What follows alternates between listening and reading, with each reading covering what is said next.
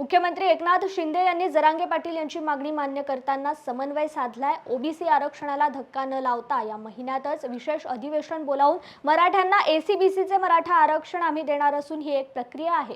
असे असताना जरांगे पाटलांना उपोषण करण्याची गरज काय? शेवटी तो त्यांचा प्रश्न आहे, अशी प्रतिक्रिया राज्याचे उच्च शिक्षण व वस्त्रोद्योग मंत्री चंद्रकांत पाटील यांनी मालेगाव दौऱ्यावर आले असताना माध्यमांना दिली आहे। आव्हान करेल की बा तुम्ही का आता उपोषणाला बसताय, कारण एकनाथजी हे असे मुख्यमंत्री निघाले की त्यांनी बॅलन्स साधला।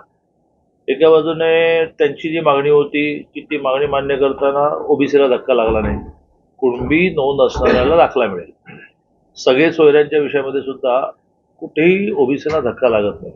प्लस ज्यांना कुणबी दाखला नाही त्यांना ह्या महिन्यामध्ये विशेष अधिवेशन घेऊन एससीबीसीचं मराठा आरक्षण मिळणार आहे।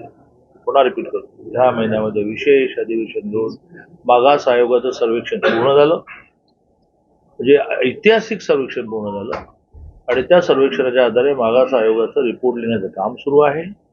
त्या रिपोर्टच्या आधारे कायदा करायची प्रोसिजर आहे ना, सर्वेक्षण अहवाल कायदा। या महिन्यामध्ये विशेष अधिवेशन घेऊन कुणबी नोंद न सापडणाऱ्या मराठ्यांना या आरक्षण मिळेल। झालं की संपला विषय, मग उपोषण करण्याची काय आवश्यकता आहे? पण हा त्यांचा विषय